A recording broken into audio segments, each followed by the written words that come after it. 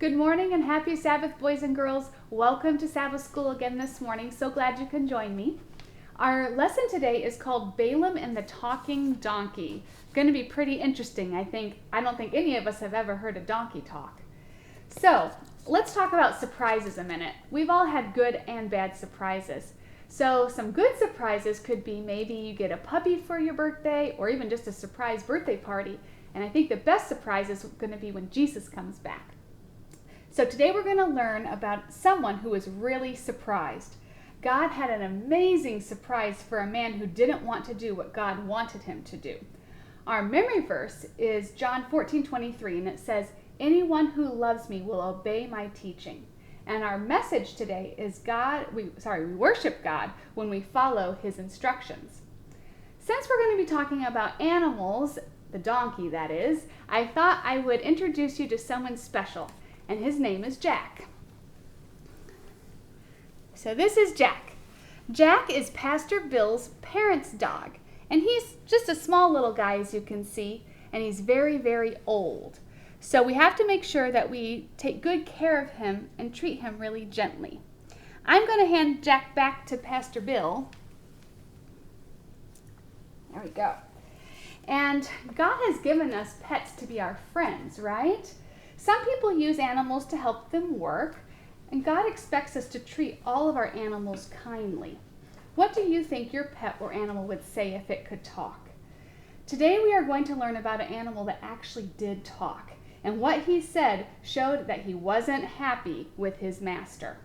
Our memory verse again is John 14:23 that says, "Anyone who loves me will obey my teaching." And in today's story, the animal's master wasn't obeying God's instructions. So remember, our message is we worship God when we follow his instructions. At this point in the video, I'm going to invite you to pause it and do some singing together at home with your family. The two songs that I'm recommending today are "Seek Ye First" and "A Gift for You." And you can find the links for those songs in our video description. All right, now that you're done singing together, we're going to start our story. King Balak looked down from the hill into the valley beside the Jordan River. 2 million people, he thought. 2 million people called Israelites, and they will win every war. Then Balak said to himself, "If they attack us Moabites, there is no way we'll survive. They've been winning all the battles. They'll lick us up just like a cow licks up grass in a field."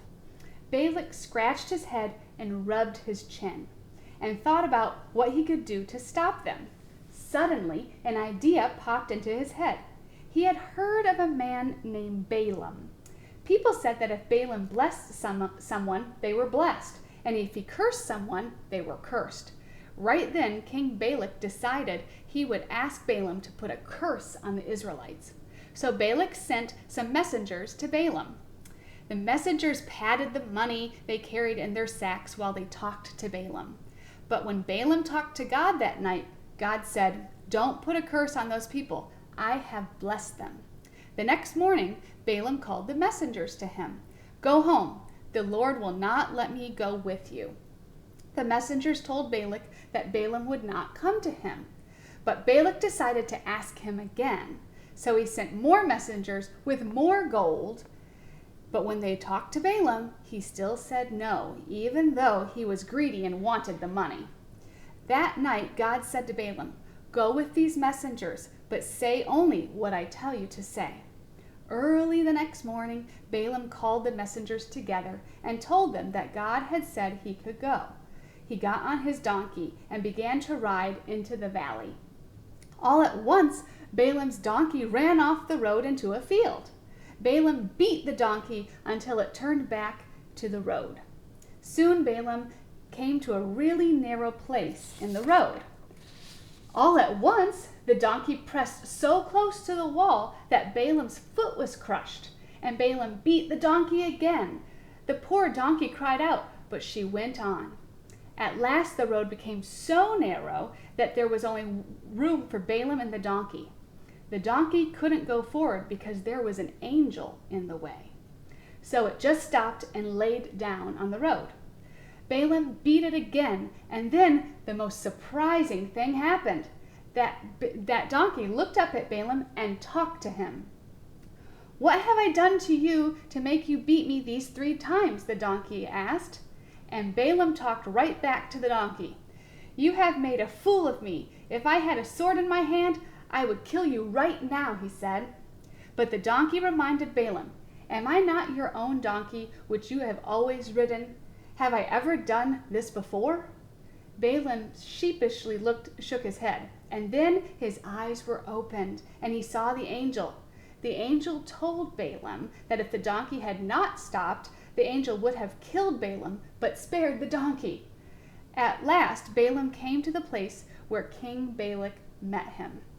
"Look down on these people and curse them for me," Balak ordered. First, Balaam warned King Balak that he could say only what God told him to say. Then he raised his arms over the valley, and when he opened his mouth, only blessings came out. 3 times in 3 different places, Balaam blessed the Israelites instead of cursing them. The 3rd time, Balak shouted at Balaam, "Go home. I'm not giving you any money. I hired you to curse these people, and you've blessed them 3 times. But before Balaam left, God had him say one more thing. He told Balak what the Israelites would do to Balak's country, and he told of a star that would rise out of Jacob. That star would be Jesus, the one who would save the world. And Jesus did come, and he will come again." At this point now, I'm going to have you pause the video after I ask some questions like we do every week so that you can discuss your answers together at home with your family. So our first question is, how did Balaam disobey God's instructions? How did Balaam obey God's instructions? And what did God do to help Balaam obey?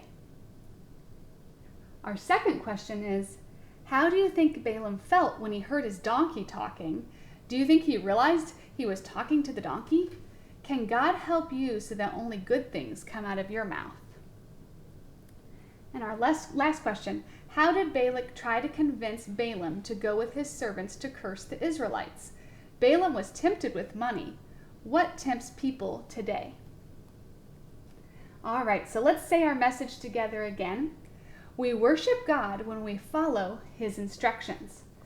We're going to do our memory verse again, and we don't have any motions this week, but I just want you to repeat this part of the video until you have it memorized. And it's John 14:23, and it says, "Anyone who loves me will obey my teaching." As we wrap up this morning, God gave the children of Israel lots of instructions, such as the 10 Commandments, and about how to live. He wanted them to be healthy and happy and to live peacefully together. I'm going to read a couple of verses this morning, and we're going to just kind of see what God has told us children and our parents. God gave us parents to look after us, and we're going to see what these verses say. Our first set of verses is Ephesians 6, verses 1 and 2. And this is talking to the children. "Children, obey your parents because you belong to the Lord, for this is the right thing to do. Honor your father and mother. This is the first commandment with a promise." So what do these verses say about God's instructions to children? It says we're supposed to obey our parents and honor them, right? Now we're going to read a little bit further down in the same chapter in Ephesians 6, verse 4. And it says, "Fathers, do not provoke your children to anger by the way you treat them. Rather, bring them up with the discipline and instruction that comes from the Lord." So, what instructions does God give to parents? It says that they aren't supposed to make their children angry and that they're supposed to bring them up following the Lord. Children, take a minute and think of one way you can show your parents that you love and honor them. And parents, how can you show your children you love and honor them?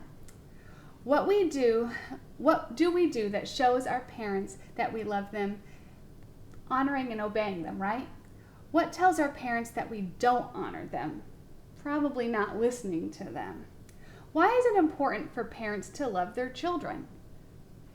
As we finish our Sabbath school this morning, I want us to say our message again together. And it says, we worship God when we follow his instructions. And that's true for both parents and children. Let's bow our heads and pray. Dear Jesus, we thank you so much for today and the Sabbath. We thank you for this story that shows us that we really do need to honor and love one another, especially our parents and you. Help us, Lord, to treat each other with love and respect, and also to take good care of our animals who you've given to us as our friends. We ask this in your name. Amen. I hope you guys have a wonderful Sabbath and stay safe. We'll see you next week.